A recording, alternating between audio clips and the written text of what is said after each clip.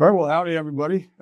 This is a really special episode today. Very cool. I'd like to thank Chairman Boozman and Senator Sullivan for joining us here on Farming Alaska. And I'd like to thank Arthur Keys here at the USDA for letting me use his office. We're short on time. So I guess without further ado, we'll just get to it. Chairman Boozman just dropped Farm Bill 2.0 this week, about 900 pages. For your average family farmer, what does this bill mean for their operation? Well, what we've done in this bill is really concentrate on the people that are growing our food.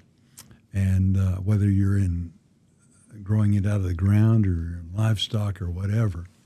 And I think we've done a really good job. So what we're trying to do, I think the most important thing that we're trying to do is increase the credit limits. Mm-hmm. That's something we got a lot of stuff done in the Working Families Tax Cut earlier in the year, probably 85%. Big deal.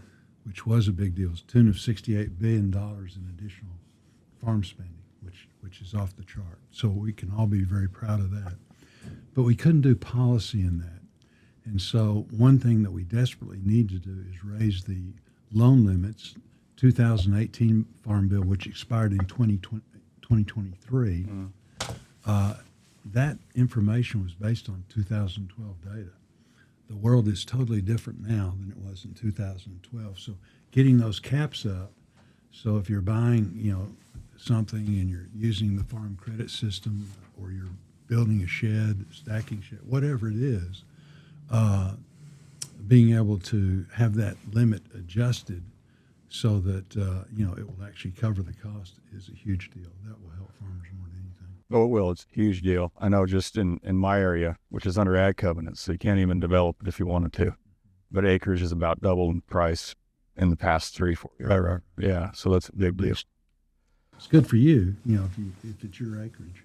Yeah. But again, it's one of the things we spent a lot of time talking about today was how does a young farmer get in the business, or how does anybody get in the business, old or young, with the price of land and the price of equipment? Yeah, it is difficult. It keeps me up at night. I do the young farmers and ranchers, and it's how do you get into farming and how do you stay in farming even? Right. And for the young folks, that's where my heart's at. Thank you. Yeah, the loan limits are going to be huge. Senator Sullivan, you were Alaska's DNR commissioner before going to the Senate.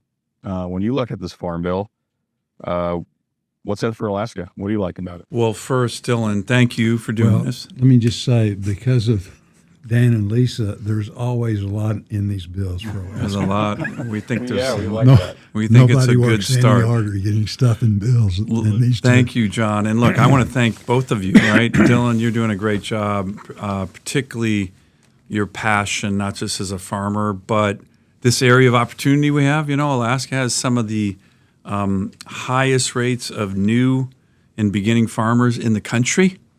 That's something we gotta seize, right? That's a great opportunity. And the other great opportunity that we've had today is the Farm Bill just dropped. Okay, every group of farmers, every state in America would want the chairman of the Ag Committee, Senate Ag Committee in their state, to discuss directly with their farmers what's in the Farm Bill, how can it be improved. This is Senator John Boozman, the chairman of the Senate Ag Committee. You can't see him. He's off the camera, but his staff director, Fitz, who knows Alaska really well, he's here as well. So we just had a meeting with 25 farmers. And who browbeat us to get us I browbeat over you to come here. As soon as the Farm Bill dropped, I'm like, can you guys please come to Alaska to hear from our farmers? So this was a great meeting because, as you know, you were part of it. You presented. It wasn't just, hey, here's what we think. Here's what we would like to see the Farm Bill improved on to help Alaska. And we just had an hour-and-a-half long meeting with the chairman of the Senate Ag Committee, literally the most powerful member of Congress, I'm talking Senate and House, on ag policy right now in Alaska, talking to our farmers, guys like you who know what the heck you're talking about. So, look, there is a whole host of things that I think are in this bill that relate to the unique challenges that we have in Alaska. You talked about some of the issues. When you talked about farmland conservation, the chairman talked about the readjusting the price on the loan caps, but specialty crops, which I think are quite a new area of opportunity for Alaskans. Some of the more specific asks today are both things that we can do in the Farm Bill, but things that we can get the chairman, his staff director, to weigh in with the Secretary of Ag now, right? Not everything you need in Alaska to help our farmers has to get passed through a law. There are regulations that, as you saw, this whole idea of gap audits that were meant for lower 48 big farm enterprises that are hoisted on Alaskan farmers, right? Well, that doesn't make sense. And I don't think you need to change the law to have some flexibility for smaller farmers who want to sell primarily to Alaskans who have to go through this massive amount of red tape, right? So, and then, we got elements of the Prime Act, which I'm a co-sponsor of, that is very designed for this kind of over-regulatory issue when you're just trying to sell primarily Alaskan farmers to Alaskan consumers. So I think these guys did a really good job of listening to our concerns, but of course we're never fully satisfied, and you guys did a great job of raising additional concerns, and we're going to follow up, with detailed actions that we can hope to continue getting the Farm Bill. Yeah. So thank you again, Mr. Chairman. Great having you back in Alaska. Well, these are the kind of meetings, I mean, certainly myself, my staff learned a lot, but I actually think the people that attended, hadn't thought about a lot of the things that we talked about. That to me is when you really have a good meeting. And one of the things that just drives me crazy is the complexity of the forms, that you're asked to fill out. I believe, if you've got a high school education, then you ought to be able to fill out the form.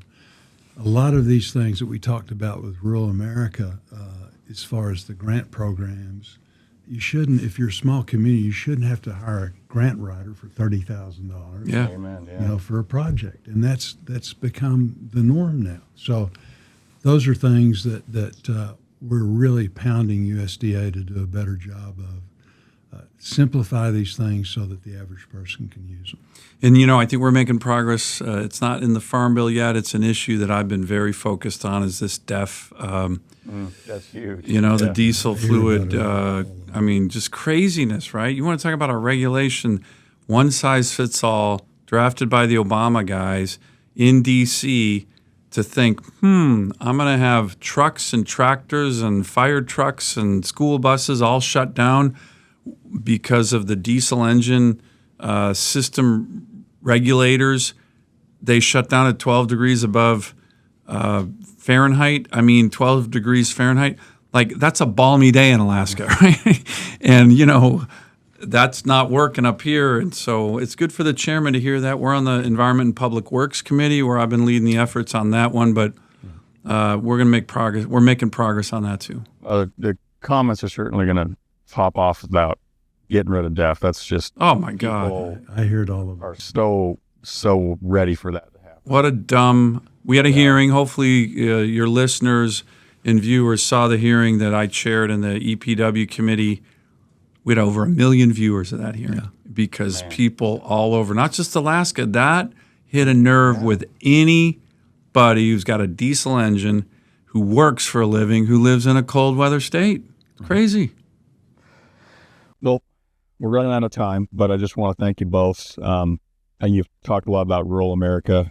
I've only grown up in rural America my whole life, and I want to shout out your dedication to that by visiting probably the most rural state. And the amount of attention family farmers like myself are getting right now, it's outstanding, and it's very optimistic for me, a family farmer, in a time that is tough for all of us out there. So I just want to personally thank you both for taking the time to talk to not big guys, not big corporations, but just family farmers like myself and those people in that room. And Alaska, We're going to have a department of ag, and you came here. So I really Well, appreciate we that. appreciate you because I think one of the keys is getting good information out to the public. And so thank you for your dedication in trying to do that. Yeah, My and Dylan, pleasure, thank yeah. you for what you're doing, not just on this podcast, but your dedication to the next generation of farmers is invaluable. And so keep it up, and we are trying to make sure that future for all these new farmers in Alaska and people who are interested in farming,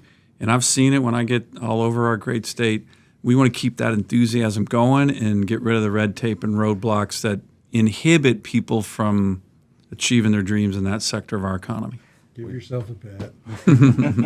Well, I'm expecting somebody to get more, so I'm looking to make sure ag stays in. Good. Yeah. Well, that's our goal too.